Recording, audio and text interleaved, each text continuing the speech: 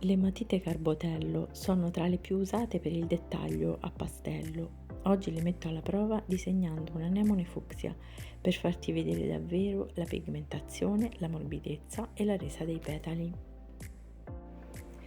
Ciao e benvenuto nel mio canale.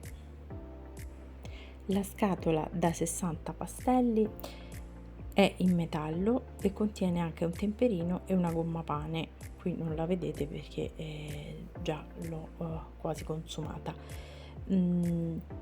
Quella che vedete nell'immagine è la mia scatola acquistata parecchi anni fa. Cambia diciamo il sopra della copertina, ma il resto è praticamente identico.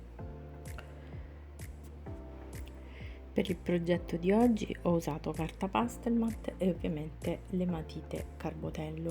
Per questo progetto l'unica matita che non fa parte di questa scatola è una matita Caran d'Ache. L'ho usata perché quel rosa che mi serviva non c'è nella scatola delle Carbotello, è un rosa violaceo molto chiaro. Iniziamo col dire che queste matite sono altamente pigmentate, come potete vedere già dai primi strati di colore. Sono molto sovrapponibili e si sfumano facilmente.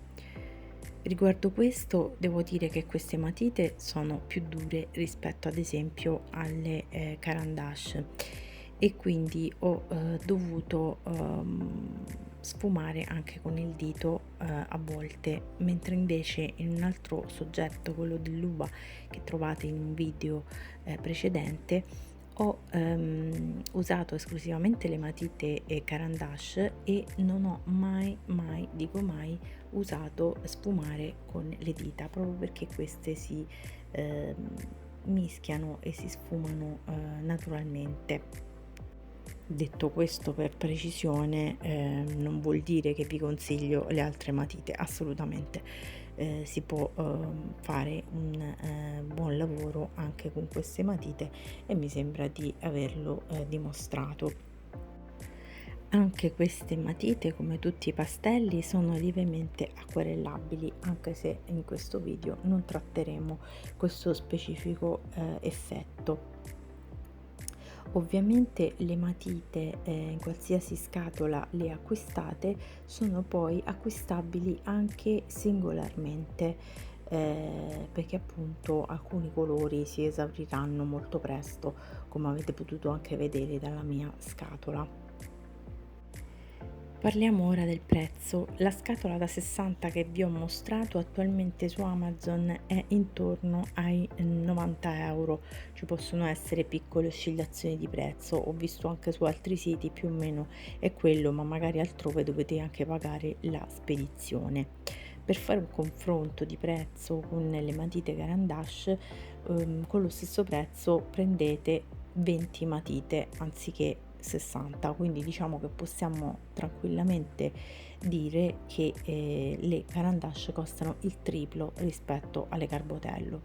Ripeto, le Carbotello sono veramente ottime matite e questo giustifica il fatto perché vengono usate da tutti i pastellisti e sono rinomate, direi, molto di più di altri marchi.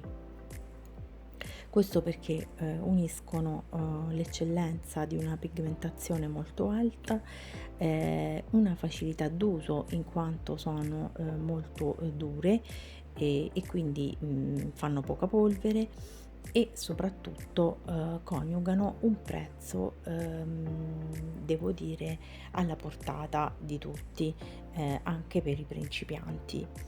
Io le consiglio appunto per chi deve iniziare. Le matite Carbotello sono veramente molto adatte.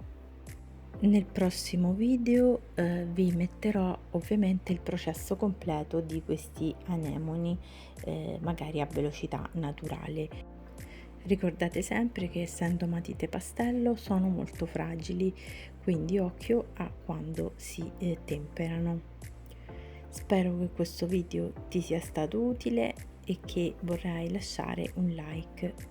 Se non l'hai già fatto, iscriviti al canale e come al solito ci vediamo alla prossima. Ciao ciao!